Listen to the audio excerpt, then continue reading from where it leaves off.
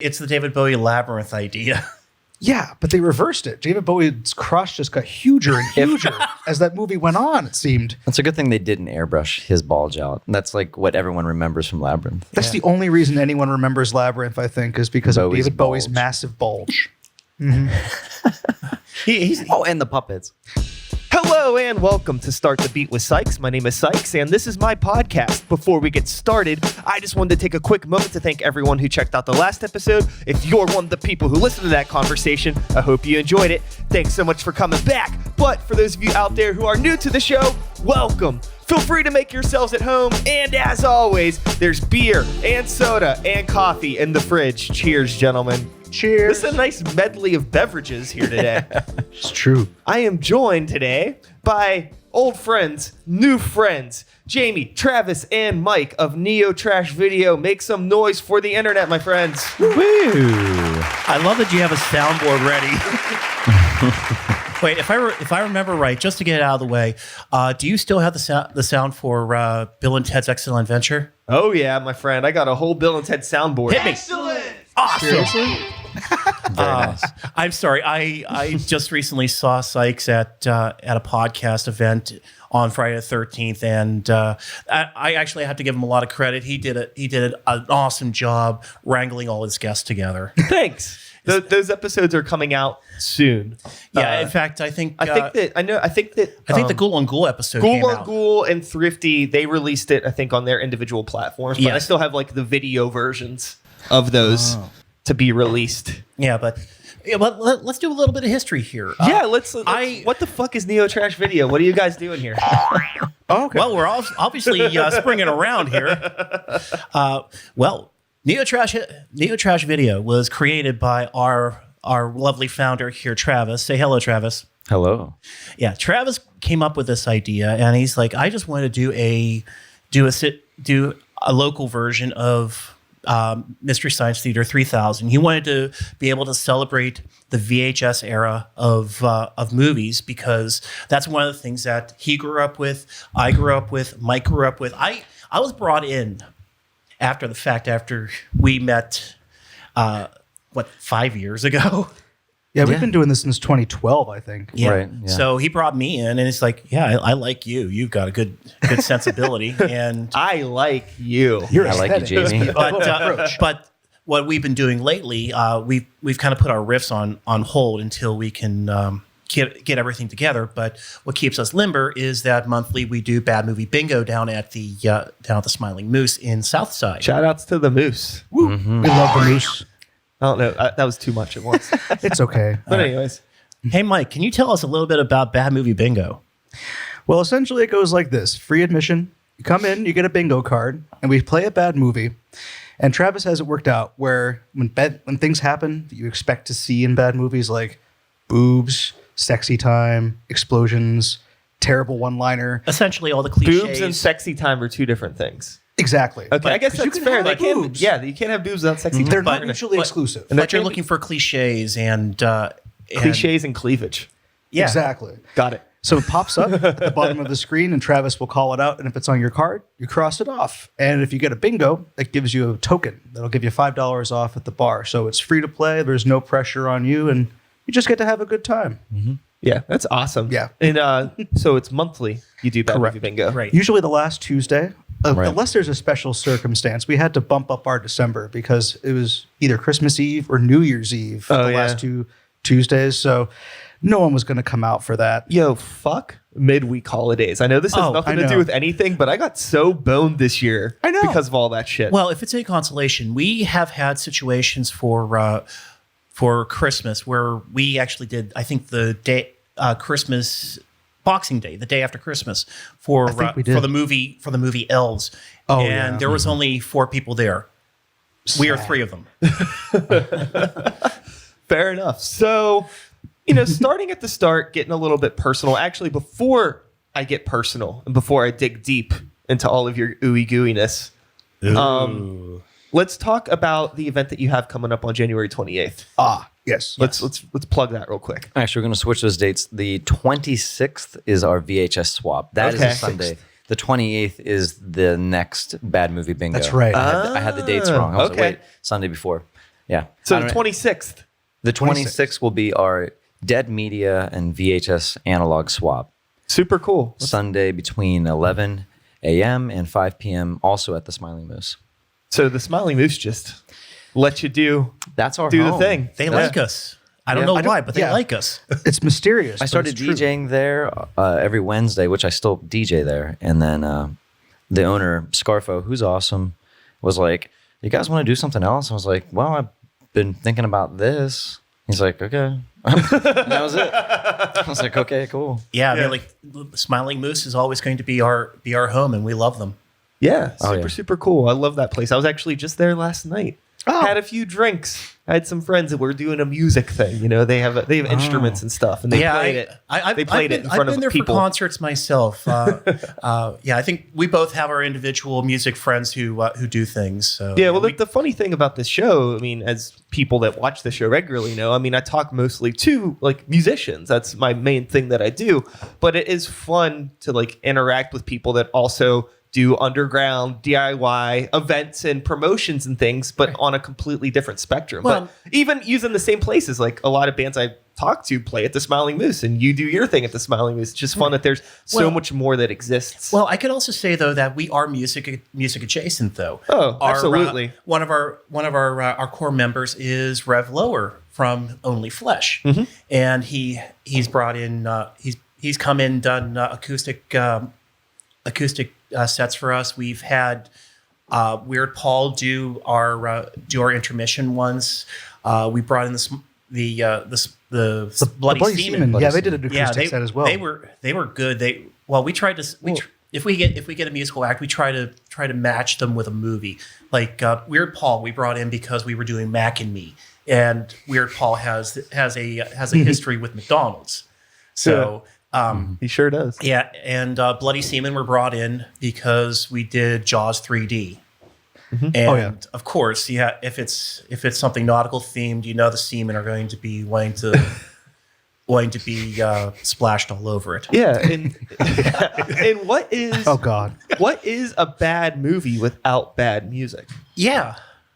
There you go. I mean, it's not necessarily bad music. I know. Well, it's And the not that movies they're not aren't always necessarily bad. bad movies either. They're Well, just yeah. campy Correct. or over the top. Sometimes the movies are genuinely good, but underappreciated. Yeah. Great example of this is Last Action Hero, Yes. which is not a bad movie, but it just bombed so hard. Oh yeah. Right. So there was a lot in there that we were able to turn into cliches, and we were able to comment on it easily, because not only do we call off the cliches and stuff, but we'll often do like quick riffs in the middle of the movies, just because we like to break things up. Yeah. So starting at the beginning of everything, I guess we'll start with you, Travis. If this is probably a really hard question to answer, so if there's a couple answers, feel free to answer with multiple answers. Okay. But what was the movie that like maybe sparked in your head like, fuck, I like this stuff. I like weird, obscure movies. Was there one that like kind of I mean, going way back. like way to the back? very beginning. So I grew up in a video store. My parents, that's how all this came to be. Gotcha. So after school, it's where the bus dropped me off, and that's where I lived, basically. So I became very acclimated to that environment. And it wasn't a bad environment. So in the horror genre is where I gravitated towards. The cover art of the 80s is just so captivating. And you're like, oh, that's got to be the best movie of all time. And Yeah. it isn't. But the cover art's awesome. And you go, oh, and you start to pick up Like Death Spa. Oh, Death Death Spa's Spa. wonderful. It's a tight cover. But I think the first one that captivated me, where I was like stunned and like perplexed, was Rotor. That's a good one. It's like a RoboCop knockoff. Oh God. Yeah. Rotor. That's the go-to. If you've never seen it, wow, you Well- must. It's so bad. Well, since this is a musical podcast, I'll bring it back to a musical thing. In the movie Rotor, there is a cameo appearance by country music legend George Jones. Oh. There is. Yeah. How did I not know this? don't know how Because you this- didn't write the fact about it. Well, I'm so sorry, We- Jamie. No, Excuse me. one of the things I'm usually the trivia person here. Yeah. But whenever we before the movies, sometimes in the intermission, we'll throw up neo trash facts, and it's always fun to find like the strange things that occur with a movie. Like for example, your movie Death Spa you mentioned. You know who has their movie debut in that? Karen Parsons, who portrayed Hilary Banks in Fresh Prince of Bel-Air. Oh, really? Yeah. Oh. Got to start somewhere. Yeah. The wealth of knowledge over here. Jamie always wins 7 degrees. You can't Always. every time. It's 6 degrees of Jamie Derelict. 6 degrees. What about you, Mike? Who's like a starting point for like, this is ridiculous. What is this? Oh my god. Well, I've always been a big horror fan, and when I was in like junior high, I looked roughly 18. I had the same name as my dad, who had a membership at a local video store. So I was able to go down there and rent pretty much anything I wanted within reason. Hell yeah. So I started renting 5 movies for 5 days for $5 every 2 days or every 3 days. So I just went through a whole bunch. But going back to, I must have been like 5 or 6. I remember walking downstairs, it was late at night, and my parents were watching Indiana Jones and the Temple of Doom. Yeah. And it was the bug scene. And I was just immediately intrigued. I was like, what is happening? And I was just like, could not look away. And I still love that movie so much. It's my favorite indie movie. It's the best one and the worst one simultaneously. Nothing could top it. Not to There's the suggest something, but Crystal Mike has Skull. something set up for Indiana Jones and the Temple of Doom that we're probably gonna be dropping on the Neo Trash site soon. So We'll put your bumper on there. Cool. Hell yeah. That was what I had in mind, actually. All right. And while we're making the rounds here, it's Jamie. Where did all this start? movies suck. Actually, my first fascination with actually, to use a ghoul on ghoul term, a fiercination Okay. with horror movies actually goes back to whenever the first movie I saw in the theater, which was in 1982. It was E.T. Now, don't go that route yet. E.T. is not a horror movie, but at the same time, Creepshow was in the theater also. And where I saw it was at the Showcase Cinemas East in Wilkins Township. It's no longer there. It's now a Sheetz. Anyhow, somebody must have known somebody from Romero or Savini. In fact, I told the same story to Tom Savini. He's like, I don't remember putting that there, but maybe I did. I don't know. But they had the crate from Creepshow in the lobby. And I knew looking in, like, okay, there's something scary in here. But again, it was just that the idea that I'm fascinated by that, which is just kind of creeping me out. Flash forward a few minutes because I'm sitting with my mom, my dad, my baby sister, about to watch E.T., and they're showing the trailers. And this is back whenever you could put any trailer before a movie in a theater. And they had in other theaters here. And they had the Creepshow trailer, and I'm scared to hell. My head is in the crutch of my mom's arm. I'm like, Mommy, I'm so scared. But I knew, I'm like, okay, this is something interesting. Sure. So that is where I give my kernel of love for horror. But then again, my mom also encouraged me to watch stuff like American Werewolf in London and Death Race 2000 when I was younger because she wanted to install a sense of irony and black humor inside. Your mom is cool. Really cool. Wow. Well, she was also the one who said, I want you to watch Tales from the Crypt. The TV series? Yes. Oh, okay. Well, good for her. Yeah. Good for you, too. I love my mommy. I understand. I had a. Against better want and will, I love my mother. I grew up not in a video store, but around a large movie collection. My uncle was a huge movie collector. I saw Terminator 2 in theaters, and I mean, I'm 34, so I mean, I was like probably like 4 or 5. He took me to see Lost Highway in the theater when it came out. Oh, nice. dude. And I was like 9 or 10, maybe, like super young. I saw and like great. that was like where like I think probably Lost Highway is not necessarily a B movie, but like in terms of like abstract underground cinema, like I was like, what is this? Because I was like, it was so different from everything I had seen. I remember seeing Lost Highway on a sneak preview at midnight, and that movie just absolutely rocked me. It's just the visuals. I would have listed as possibly my favorite Lynch. Yeah. It's up there for me, I think too. it's a really cool movie. It has a great soundtrack too, talking about music and movies. And The only place you can find the original version of The Perfect Drug is on that soundtrack, because people kept bugging me about it when I worked at the Exchange, because they're looking through all the Nine Inch Nails CD. They're like, where's The Perfect Drug? Because they had the single, but that's all remixes by Plug and a whole bunch of other bands, not the original. So people were like hungry for it. I'm like, just get the soundtrack. It's on there. It's like, we have copies for $2.50. Just buy it. Well, I like the soundtrack because it's got that really good Barry Adamson song, "Something Wicked This Way Comes." That is a good song. That is, I think that is the underappreciated gem on the whole album.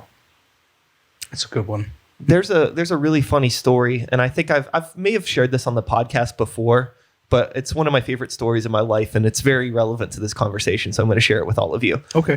Back to my uncle, who was a big movie buff.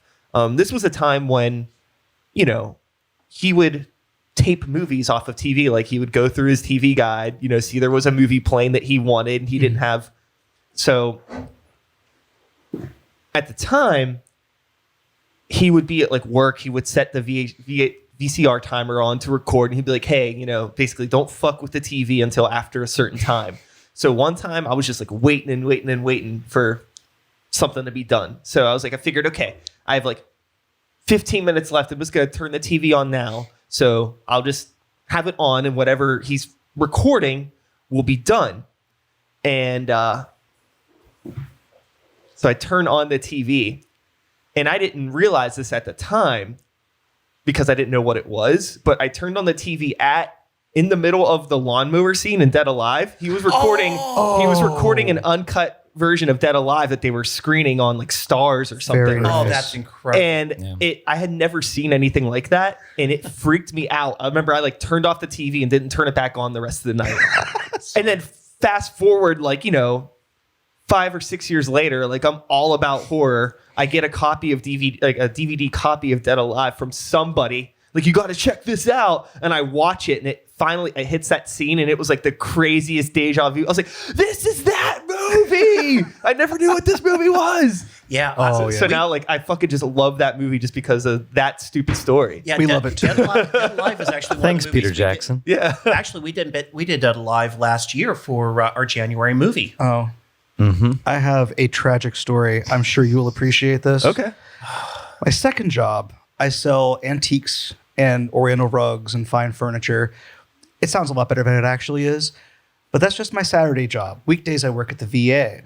So one Saturday, I roll up to work. Everything's normal.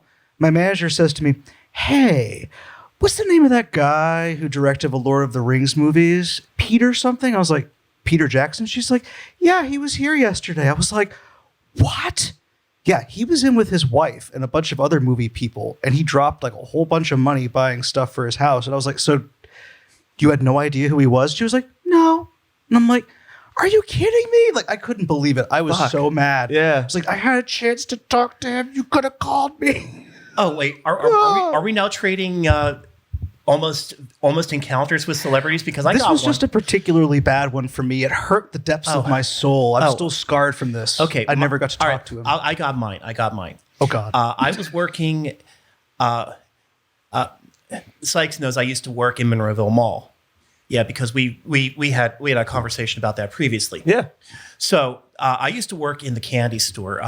I think it was called Icky Sticky and Goo at the time. Hell yeah, it was. Used to be called Help Yourself, but they decided, hey, we're going to go with this whimsical name, and we could get people calling, what is this Icky Sticky and Goo? It's candy, believe me. You don't want to go any farther.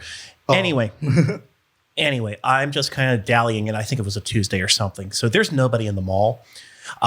So I'm just kind of looking. I'm just at the edge, looking out, just kind of la la la. And I see this guy who passes by. It's an African American fellow in in overalls, kind of funky looking overalls. And he's got these long dreads, multicolored. And I'm like, yeah, that guy looks a little bit like George Clinton, but why would that be? So, Oh no! See where this is going. so he passes me by, goes to the Suncoast video that was right beside us. Suncoast. Yeah. And then about 15 minutes later, my friend Beth, who worked at Suncoast, calls me. She's like, Jamie, guess what? What? George Clinton was in my store. I'm like, oh my God, I missed out on actually talking to the Funk Father. That's But gotta hurt. what turns out is that he came in because he was doing a show at what used to be the Palace Inn. It's now a hospital. And he was looking for a copy of his movie Cosmic Slop because he didn't have a copy of it, even though he made it for HBO. So yeah, that was the reason why he was at Monroeville Mall. But again, those chance encounters, like, man, I can't believe I missed that. Yeah. I told my boss, if he ever comes back, I don't care when, you call me and Sure. I will find a way to be there. Like, I'll fake sick at work. I'll just jet. Yeah. Like, I'll get there. I don't have any stories like this. Travis, do you have anything? Have you ever almost met anybody cool? I mean, in the way of musicians, not so much. I've crossed paths with some like movie stars, but I hadn't had the opportunity to like, hey, and run into them. And I don't think I do that, you know. But Yeah, it's funny. Like I've seen like the most recent one that happened was Annie Clark St. Vincent, the musician. I saw when last time she was in town, she went to the coffee shop that I go to downtown all the time, and she was just like there. Nobody else was in the place. She's just reading a newspaper, having an espresso. Would have been very easy just to say, "Hey, I'm a big fan," but it was also like it seems like you're having a good time not being bothered by anything right now. So I'm just gonna let you Yeah. be. I'm happy that you have a moment to yourself here. Right. well, I guess there's something. Donnie Iris is my parents' neighbor. Oh, yeah, that's right. So like when I was growing up, or you know, I'm just cutting the grass, and my mom was like, "That's Donnie Iris." I'm like, "Oh, Meanwhile, you're like, who's Donnie Iris? Well, yeah." And then I moved to the city, and I was like, "Oh, Well, I used to live in Trafford, and surprising, this is whenever I was unemployed. I used to sell a lot of things on eBay, and I would go down to the post office, and occasionally I would find, of all people, at the post office, just sending out things, Doug Bradley, the man who portrays Oh, yeah. portrays Pinhead in Hellraiser. I'm like, and I would just say to him like, "Hello, Mr. Bradley. I hope you're having a lovely day." And he'd just be so soft-spoken, like, "Thank you very much. I'm happy to be here. Just have a wonderful day." And it's just like He's a very nice guy. He's incredibly sweet. Yeah. Well, it's good to know that Pinhead's actually nice in real life. Oh yeah, he's yeah." and his partner's art is absolutely fucking incredible. If you ever I gotta take a look at that. I haven't seen that. yeah, her work is just. I would love to have an original piece on one of my walls, just because I love her work so much. I should probably say it. It's I'm not going to give it out because I just want to be respectful to her work. So Okay. all right, I'll tell you off camera. Yeah, awesome. So we have this, physical media, dead media swap thing that's coming up on the 26th, right? Correct. So one thing that I've been battling with in the past couple years of my life is like, why do I have so much shit? Do I need to keep consuming things and obtaining, obscure VHS tapes or records? Those are my two big things that I never gave up. I used to have a big action figure thing. I was able to step away from that. I had a video game thing for a while, stepped away from that. But I can't stop buying movies and music. They're like the two things that I love the most. So It's I don't know. understandable. How do you all battle with this, or do you just not give a shit? Like, fuck it. I mean, you just bought a Ninja Turtles arcade cabinet, Travis. So Right. Oh, yeah. you obviously Yes, are The- like, The retro phenomenon is so big right now. Yeah. It really is. And I'm susceptible to it. With my personal storage, I have Blu-ray 4K and stuff like that is like the 2.0 of the original media that I have, which I still have. So it's like The Thing, John Carpenter's The Thing. It's like, well, I have this copy and that version and this version. I just have to have it, complete the whole set and get the 4K. And it's like, oh man, now I have so many. Collect them all. Right, and it adds up so quickly. Now I have a question for you too. This is related to that. Collecting in multiple formats. Mm-hmm. How do you store everything? Do you keep all the movies together in format, like together? Or do you have like all your VHS in one spot, all your Blu-ray in one spot? So unlike these guys, my VHS, they're in the bunker. Okay, Downstairs. I got you. Just kind of So the archive, Right. the crypt. Exactly. It's literally in a crypt. To an extent, it's the Neo Trash collection, because we've. I know that I've given various items to Travis. Right. I'm sure, Mike, you've given him a tape or two, but it's just things that we've found that we just want to make sure is collected and kept for future storage. Mm-hmm. And the crypt we'll dust off the crypt for the swap. I'll be bringing a lot of those out for sale. Yeah. But I got to get my Phil Collins movie back. I still haven't seen that. All right. There's this weird ass movie from the early 90s. I forget Buster. the name of it. What? Buster. Is that the name of it? Yeah. The one where he plays where it's Phil Collins playing a con man, I believe. Yeah, I think he's some kind of a grifter. Yes, and But yeah, that's Phil Collins in a nutshell. It know? also features the song Two Hearts, because the Yeah, soundtrack. I found this on VHS and I'm like, I have never even heard of this movie. I have to see this. It's got to be bad. Sure, not very good. I know. That's why I needed to see it. Okay. But I haven't had a chance to watch it. I said, Travis, could you please put this, get this digitized so we could share this around and it'll be easier? And it just hasn't happened yet. I just don't want that to be sold because I don't want to lose that. Where else am I going to find this freaking movie? Well, that brings up a good point of this, like storing is one thing, but with vinyl and VHS, thankfully we live in the digital age. So I'll digitize it and put it on Plex. If anyone's not familiar with Plex, I love Plex, and Plex we is all awesome. use our Plex. It's just your digital library on a server. Yeah. So all of these little VHS tapes that are now in the bunker, like I've copied them and put them on there, so they're forever in the format that. And some of the VHS that we have are not currently available on DVD, Blu-ray. Right. A good example of that was I got you a copy of Santa with Muscles, the infamous God. Hulk Hogan Christmas movie.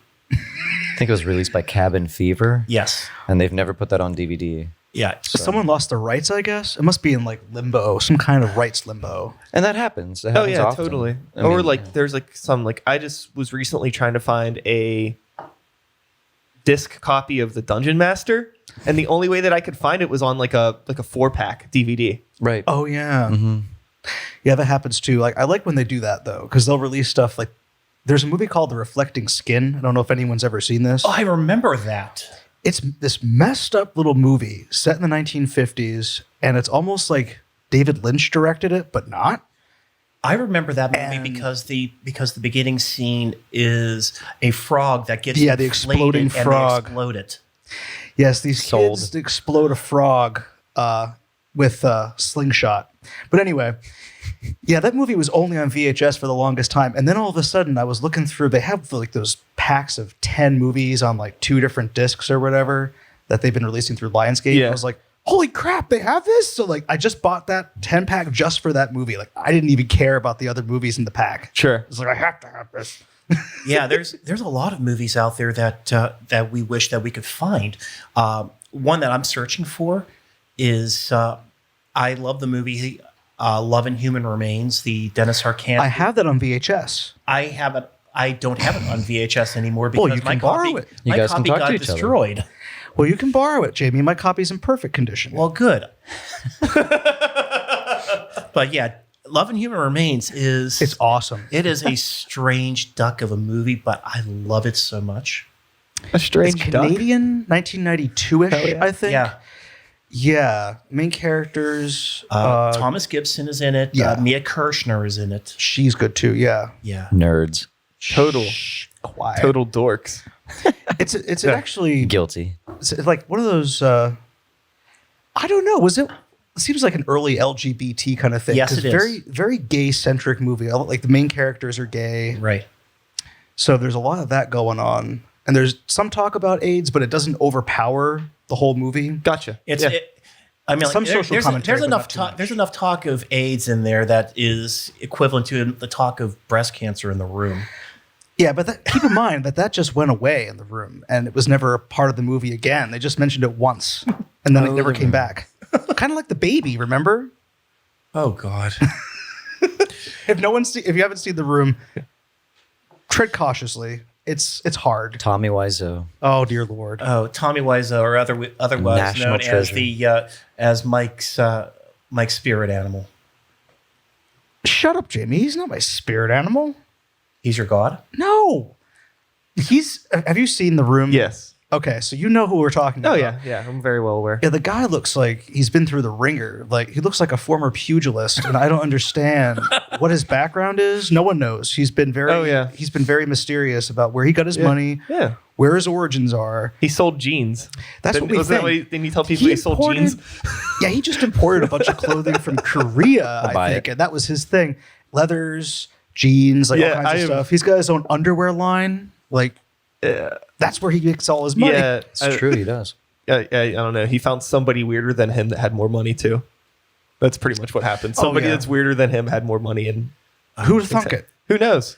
Did any of you guys watch any of the movies that made us on Netflix? Yes. Oh, I yeah. have not, but I've been meaning to. That Home Alone one is fucking It awesome. was fantastic. Yeah. There was so much stuff I didn't know about Home Alone. I didn't know how they made the movie and how they the whole sets that they built. Like they pretty much built that whole house inside that gym. Yeah, like they did in Evil Dead 2 with the cabin. Fucking That's all so inside cool. of the high school. Yeah. It was so nuts, the part when they talked about how we want to flood the basement, so it's just build a set in the swimming pool. Oh, that was perfect. Like, yeah, what? that was genius. What? It's a great series. What? Well, I also That loved was so cool. The behind the scenes studio stuff was hilarious. The idea that Warner Brothers was going to walk away from the project, but 20th Century Fox, because John Hughes was very, very clever, was like just waiting to take over, and they're like, "Yep, we're back. We're Yep. back on. We didn't lose a single day of production." Like that was incredible. That was great. Yeah. I really, really liked that series a lot, and the Dirty Dancing one was awesome too. I had no idea that Dirty Dancing was so important, and there's so much going on in there, and that it was a Vestron. It was Vestron's first Yeah. theatrical movie. I didn't know that either. That's hilarious. I think Vestron also released in the. I want to say that they released The Running Man too. They And- might have. They might have. which I've gone back and rewatched that recently and still holds up because the current era of reality TV it foresaw so much of that. And it's Stephen King. Yeah.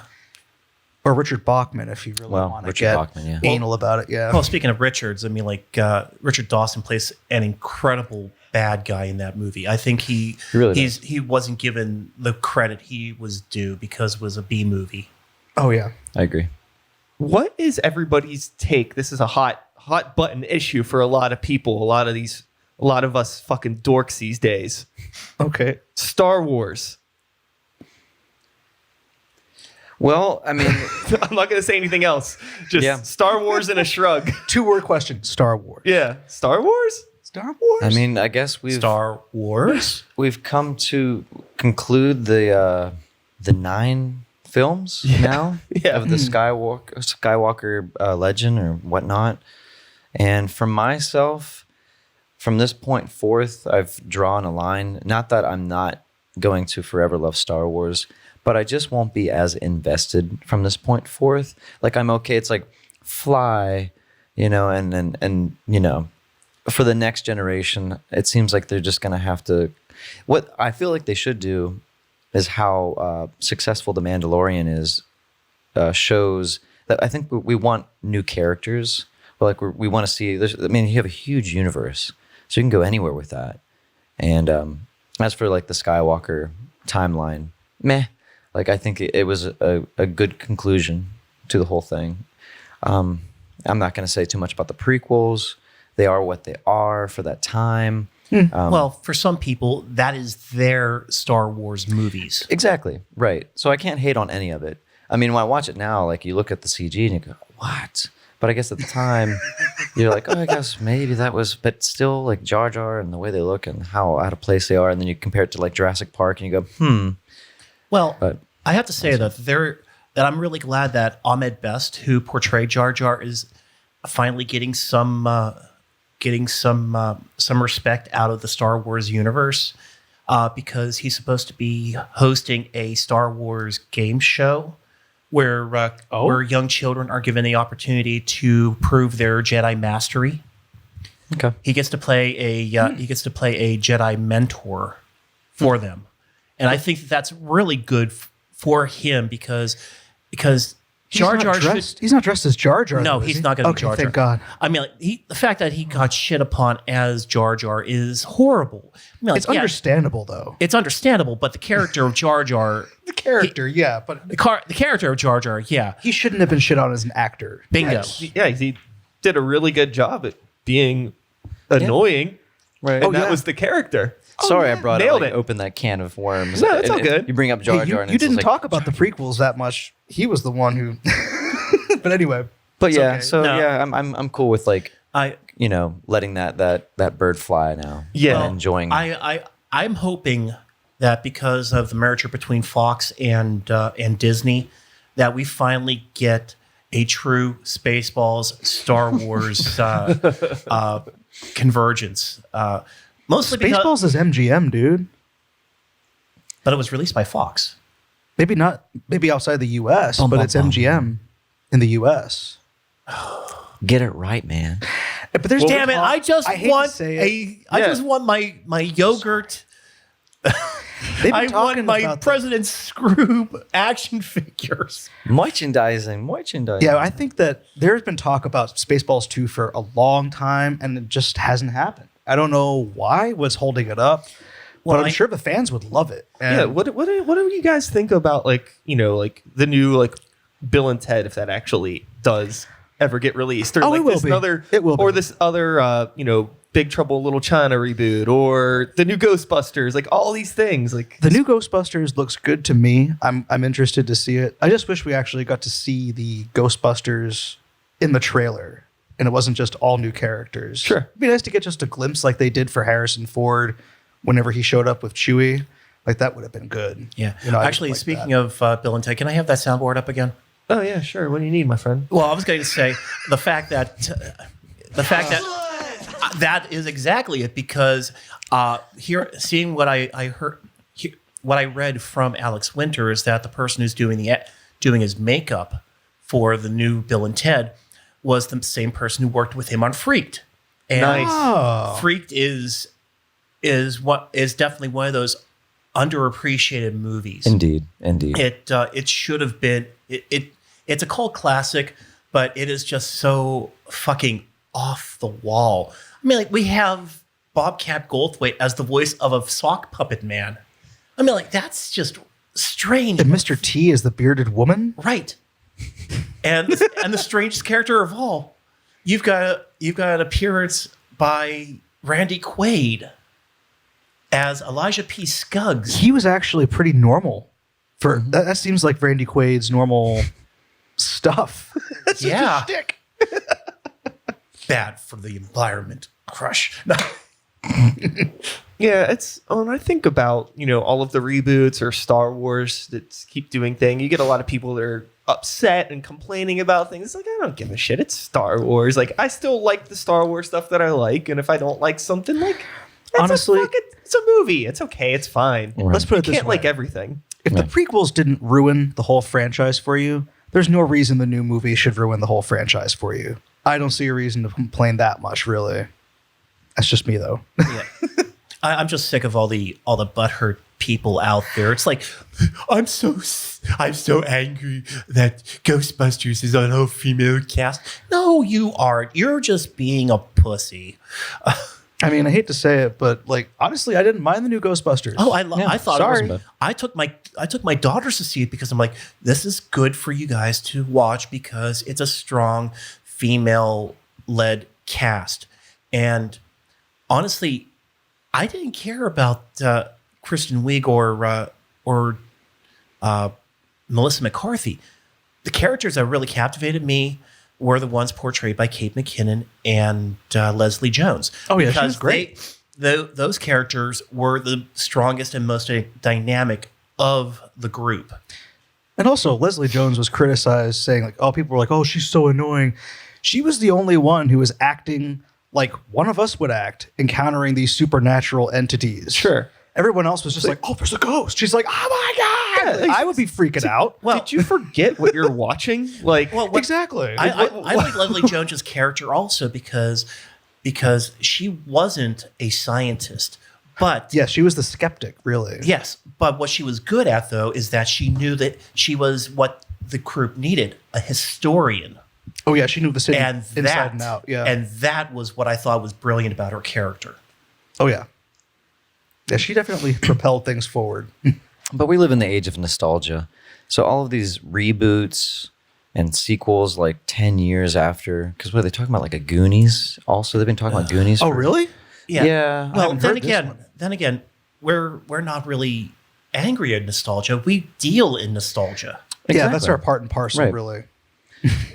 But I mean, to go down that rabbit hole with the criticism with like these Star Wars films and anything that's coming out in the like the nerd culture, there's a lot of gatekeeping taking place, Yeah. and I think that's sadly what's ruining film too. Is Right. people are like before the movie's released, like don't go see it, like it's gonna suck, oh, sure. and you're like, and No, the reviewers are reviewing stuff like that hasn't been released, and It's like, I think it affects some part of like ticket sales. Yeah. and I think that there's something that may have happened, like even with Star Wars. It's like those, the middle of the trilogy now, but the original films, Yes. they're not that good. They're fine. Right. But like they were kind of B movies in their own little way. They were kind of Yeah. shitty. They weren't perfect. They were rickety, but that's why we ended up liking them. right. So No, now right. that, like, it's we don't essentially look- they were the Flash Gordon serials of their time. Mm-hmm. And again, you are right. They aren't the best movies, but because they have flaws, that they have the things that show that they are a little broken. But I think that also humanizes them to us. Yeah. And then now it's like the same people that grew up loving these broken movies there's some of them are upset that they're not perfect now. It's like, did you forget what you were a fan of? Oh, yeah, exactly. It's like, I don't know. It's like the thing where being like a young kid and like the older kids like making fun of you for the music that you like. And then like you get older and you start making fun of kids for the music they like. And then you catch Oh, yourself. yeah. You're like, wait, I'm becoming that thing that I hated. You swear, but you'd never be. Exactly. And it's like the same thing. Or it's like, Well, I don't care if these movies are bad. I want to watch them. And now you're a fucking movie critic. Yeah. When did you become a It's like, professional?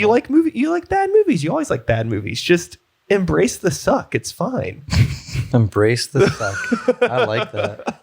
I went to I was recently at Disney World, so I got to go to Galaxy's Edge. Ooh. Cool. And the internet was all it sucks. Nobody's there. It's bad. I was Really? like, it's everybody's like complaining about it, and I went and I was like, yeah, this is fucking corny, but it's awesome.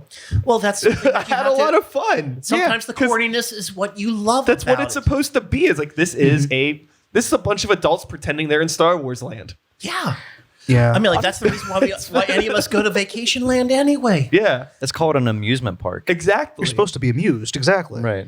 It's See, a what kills ride. me is like all of the angry critics, like the angry critic phenomenon that's swept the internet over the last 15 or so years. Like, I'm just tired of that. Like, we'll do movie reviews and so forth. Like, I'll write some stuff and it goes out there.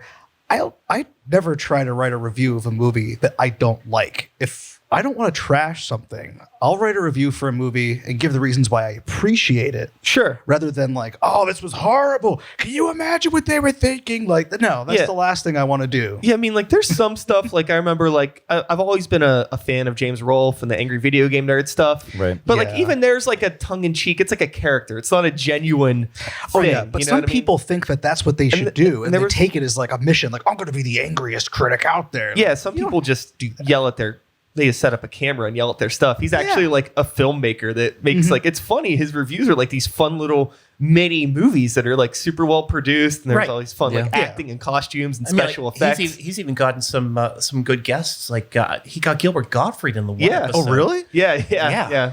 If you got Gilbert Gottfried, you made it. you know? and Lloyd Kaufman. Yeah. Yeah. We're still incidentally we do bumpers, and Uncle Lloyd is one of the people we would love to get a bumper for us just but it's always fun to find people to do those, like you did one, and it's just simply, hi, I'm insert name here, and you're watching Neo Trash Video. The best one we got and is I was able to get Gary Busey, and Busey was well, first off, the fact that I was able to get him for like $10 was like That was incredible. saying that we see him on Cameo and BV celeb video sites for like Whatever it is. $300. Yeah. And he's just there for 10 seconds, like, hi, I'm Gary Busey, and you're watching Neuro Trash Video. Just You screwed up the completely name. sloshed I'm out. like, what? But we wouldn't want it any other way. No. That's Yeah, it's vintage, perfect. pure Busey. It's awesome. It is, but yeah, but I like that because it gives us a chance to brand ourselves. It shows, hey, we were able to find this person, and they've kind of heard of us, and we explain it out, and they're like, and often we'll get them to agree. Hey, I will do this. Blatantly, I will be more than happy to pay for certain people, because if it's let's say it was Tom Atkins, I'll pay Tom Atkins because Oh yeah, he's awesome. because I love his work, and I just want to give him a little something as a thank you. And if he's willing to go back and give us a little love, that's even better. Hell yeah. So celebrities, if you're listening, Jamie will pay you. Within Talk to this reason. guy. Within reason. Which leads us to say, if you know any local celebrities, like I think one of our white whales is, we would love to get Rick C back. Oh, he'd be yeah. awesome. Yeah. You just gotta find a place that sells sandwiches. If you sit there long enough, he'll show up. Yeah, I keep hearing that. Like, he shows up at all these various restaurants and other locations. Oh, yeah. I saw Rick Seebeck today. Yeah. Yeah. He has the voice of an angel. It's always Oh, a yeah. place with a sandwich. So you just gotta Permanis is a just good bet. yeah. Yeah, I think also on our white whale list, just because it would be great to get one of the biggest local celebrities. We would love to get Michael Keaton or Jeff Goldblum. Well, good luck with that, Jamie. I know. Hey, a person can dream. You right? need a It's Wiz true. Khalifa bumper. Yeah. I would love to get a Wiz Khalifa bumper. That'd be awesome. If we could find him. Segueing with Jeff Goldblum, that's the film this month. Oh, Yeah. yes, I forgot to mention that. This month, on the 28th, we are doing our Bad Movie Bingo, and we are celebrating Jeff Goldblum with the classic 1988 film Earth Girls Are Easy, which, do you remember this movie, Sykes? Yes. Okay. All right, let me just call off the cast. It's amazing. I believe I have the soundtrack on vinyl. Yeah. Okay, so Good. It's a great soundtrack. Alongside of Jeff Goldblum, you've got Gina Davis, Charles Rocket, Jim Carrey, Damon Wayans, Julie Brown, and Michael McKean. Plus, I think you got a special guest appearance by L.A. area ingenue Angeline. So A lot of cameos. yeah. But what I think is neat about that movie is that it actually has 3 Saturday Night Live actors that were only on for one season apiece. Charles Rocket was the 1980 season. Tragic season. The 1986 season was Damon Wayans, and the 1996 season was Michael McKean.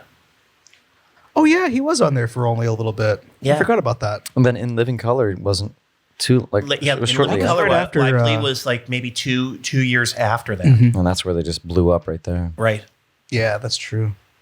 But yeah, it's one of those movies that we appreciate because it didn't get a lot of attention when it came out, but we saw it as like, oh, this is a good bad movie, not because it's a bad movie, but because it's unappreciated for how good it is. Yeah. But also, it's so campy. Yeah. But Oh, that's, So it's campy. beautiful. We That's- love camp. yeah, it's fucking awesome. I love when things are just like self-aware and just let's have some fun. Why does everything need to be It's so colorful. There's Like, so much going on in that movie. It's like, very don't get me 80s. wrong, I like art And I think it's important to make, cultural and social statements, but also at the same time, it is like ridiculous things too. And if you're going to be ridiculous, just be ridiculous. So speaking of things that are ridiculous and retro things that I'm excited about, things that are probably going to be really bad, and Jim Carrey, Sonic the Hedgehog looks fucking sick. Bum, bum, bum. It looks so fun. Jamie, you sound so defeated. Are you okay? How are you feeling, Jamie? That's a justified reaction. I think just the way the character design turned out at first, and the fact that the studio was like, "Oh my god, we got to stop this," and then went back and changed everything. Like that's just enough to say a little skepticism is normal right now. I think, but Sure. hopefully it'll turn out okay. It's a Sonic the Hedgehog movie. I It doesn't know. need to be great. I'm excited. I know. I mean, like we already have already the Super saw- Mario Brothers movie, Which is fucking Exactly. awesome. Well, that's what I was I gonna love that say. movie. again. It's a that fun was train another wreck. movie that It we really did is. as a bad movie bingo. We already did. Yeah, that's Yeah. true. I feel like that late 80s, early 90s, like kind of gross out, kind of cyberpunk sort of like era of films. Like, I mean, Freak goes into that too. Like, Yeah. Oh, yeah. when Actually- people were making movies, I love all of those movies. They're so weird Do you remember? and great. Do you remember Strange Days? Yeah. Yeah, it's a kind of in that same same feel where. Okay, so we were. I haven't seen Sonic the Strange Days. Hedgehog. Actually, let's go a little sidebar because Okay. I noticed your Akira poster over here. Yep.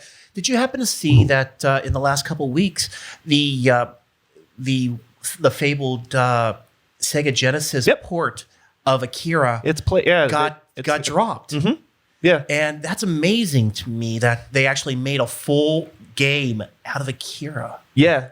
It was nuts. And it's a multi-engine game. So there's some of it is like you're like on the bike. They have the bike chase scene. So like you're controlling the bike. And then there's other scenes in the movie like where you're like it's like a almost first person like Doom style, like you're Tetsuo going through the hospital like doing force blasts on the nurses and they explode and stuff. It's like pretty What? aggressive. I And haven't then there's seen also like top down kind of like RPG style stuff inside. It's like a whole mixture of things. Like every scene is represented in like different styles of gameplay. It's pretty like it was pretty intense. But yeah, basically what happened was the company that developed the game ended up getting bought out by THQ or some other developer, and they just had no interest in releasing it. So it pretty much just got shelved and scrapped. That happens all the time with Yeah. movie studios as well.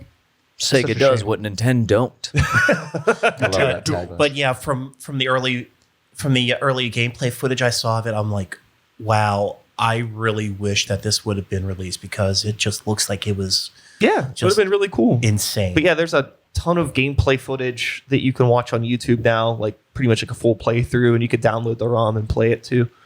So I haven't actually downloaded it. I don't have a working Sega Genesis ROM or anything like that. I don't really do any of that stuff. So it'd be fun to play it though.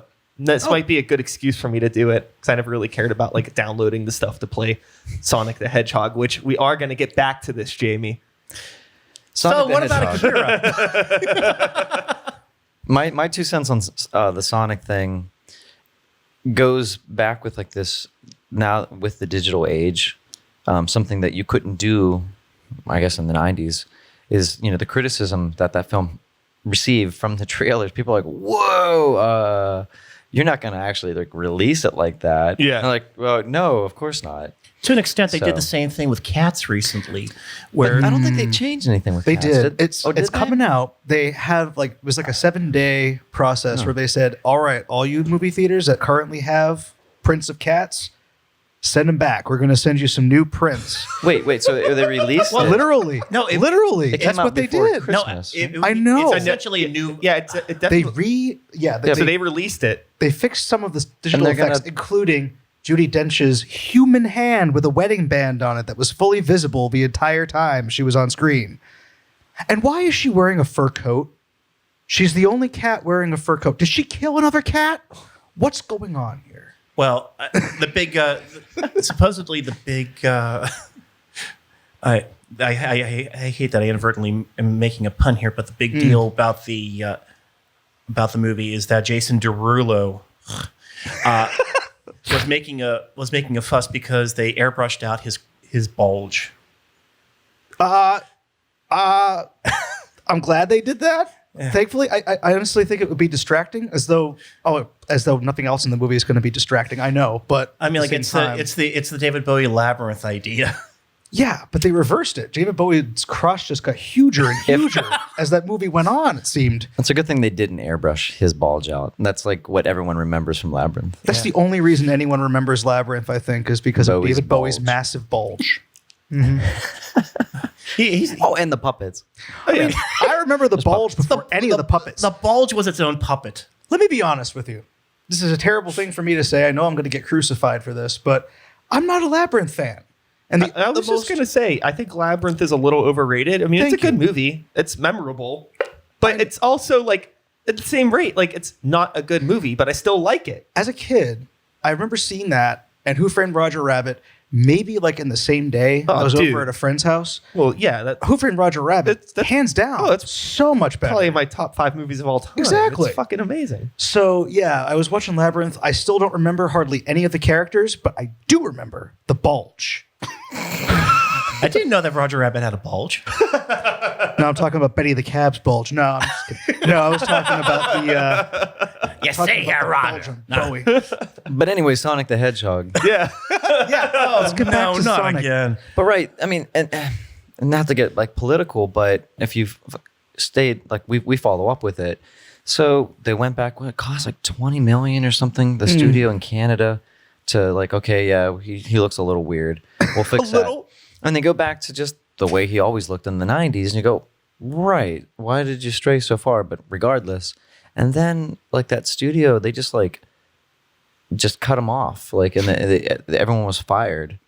Like, so They they did? fixed it. Yeah. Oh, It I was like didn't a know big that. thing about it. And I was like, see, I wanted to go see it, but if like my background is like video editing, and I'm like, oh, that's so crappy. They all lost their job after they fixed the Sonic fiasco, and then they got fired because the studio's like, all right, you did a good job. And then, Wait, so wasn't now- this right before Christmas as well that they did this? No, I mean that was a while ago, but I mean Oh, they did okay. just fix it. I don't think the movie's been released yet. It hasn't, no. It hasn't. So will that affect ticket sales? Indeed. For those who like us, like have been keeping up with it, I go that makes it personal now. Yeah, I mean, like that's hurtful because you're. But still go see it. any- Check it out. But that did happen. So Yeah. I wasn't aware of that. yeah, they fired the studio It's in Canada unfortunate. that fixed Sonic right after they fixed Sonic. And I'm like, what the heck? Yeah, To cut corners, I guess. What are you gonna do? yeah. But that's the thing too, is like we live in the age now that information's like boom. So you find out these things, and do people like go to films with a political stance? Indeed, without a doubt. Like like I'm going to see this because either or I'm not going to see this because I'm taking a stance in protest, and I'm doing that, but I don't want that to be the base of all films. I like to go with the LeVar Burton ways. Like, don't take my word for it.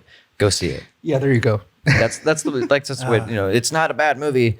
It's probably not going to be a bad movie. It'll be incredibly entertaining. It's a ride. Right. But that did happen. So anyway. But again, my partner likes to use a phrase here. Don't yuck somebody else's yum, and I agree to that because it's like everybody That's fair. has their own taste. I mean, like, yeah, you may not agree with somebody's taste, but it's their opinion and it's valid. 100%.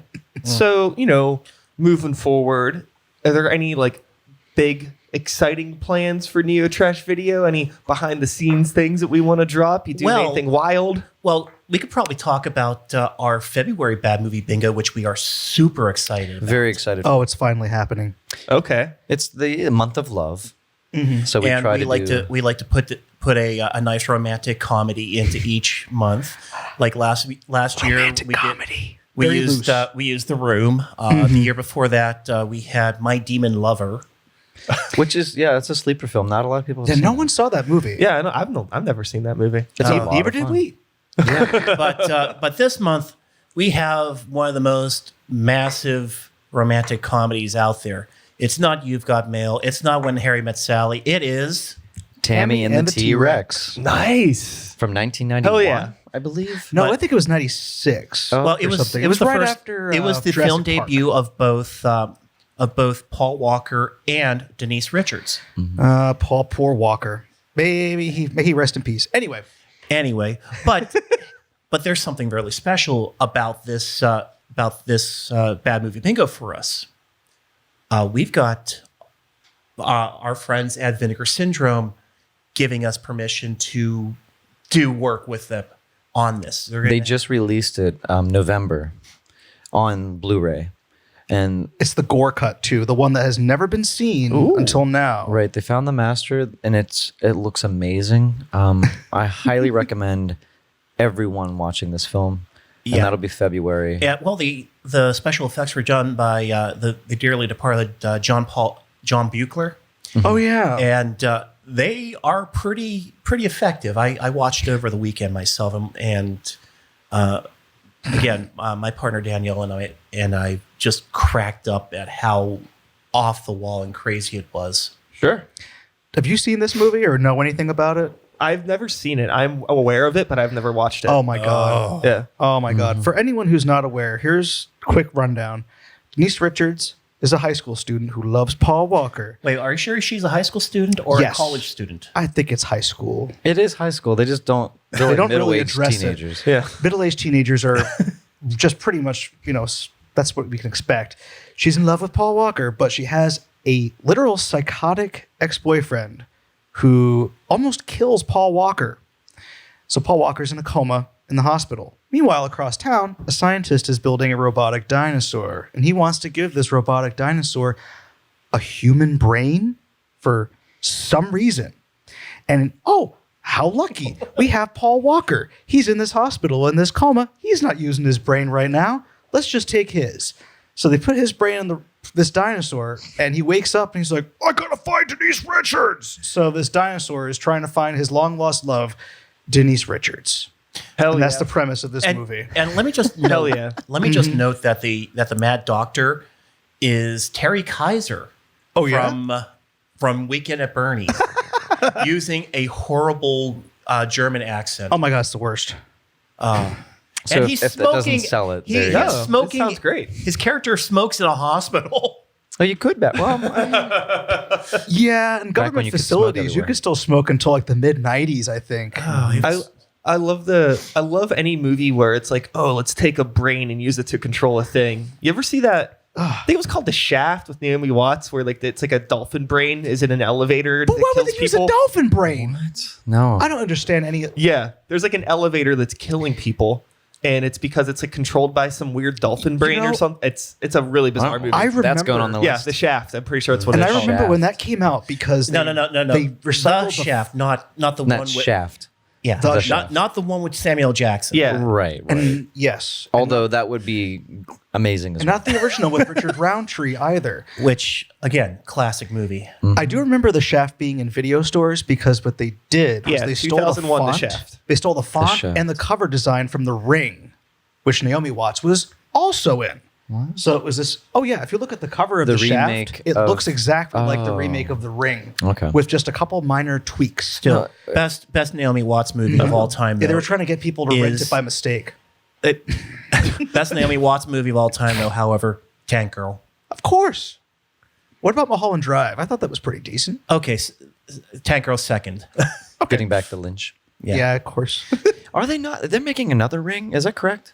I think they're It's just doing called the The Grudge. Ring again. Probably. Oh, well, there's No, they're another. they're doing The Grudge. I know, but I haven't seen The Ring. Oh, okay. I know The Grudge is happening Maybe again. I'm getting them mixed up. Yeah, the Grudge is getting released soon, but I think it's already out. I remember John Cho is in it. Interesting. Well, So this is the second reboot.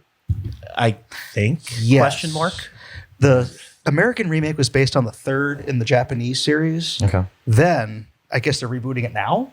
They're doing a reboot. I saw a of the trailer. American version? I don't know what's going on. Maybe, possibly. Either way, it's going to be Anyway. interesting. I'm not going to go see it. I'm just going to tell you right now. Just I'm wait not for the gonna see video to come out. it. No. But yeah, we're excited for February. Hell yeah. Very much so. And we have some YouTube projects we're working on too. So there's like 9 of us within Neo Trash. Yeah. So It's a pretty extended group now, actually. yeah. My fiance, she has a project she's going to be working on dissecting like the weird parallels of rated R films that turned into cartoons for kids. Oh yeah, like RoboCop and Toxic and Avenger. Beetlejuice. Yeah. And so like, yeah, she's going to break that down. And that's a fun That's a super comparison. cool idea. Mm-hmm. Hell yeah. So there's that. And these boys are always doing stuff with music. Yeah, actually, we are the brainchild of the character Alan Smithy, Oh dear God! where I've Don't bring me into this. I'm just kidding. Too late. I've one of my former lives is that I am Jamie Derelict, the guy around Pittsburgh who does original mashups and plays them out in public. And what Mike does is he takes my my mashups and makes music videos out of them. For example, I have a song that combines the vocals for London Bridge by Fergie, but has the music for Godzilla by Blue Oyster Cult.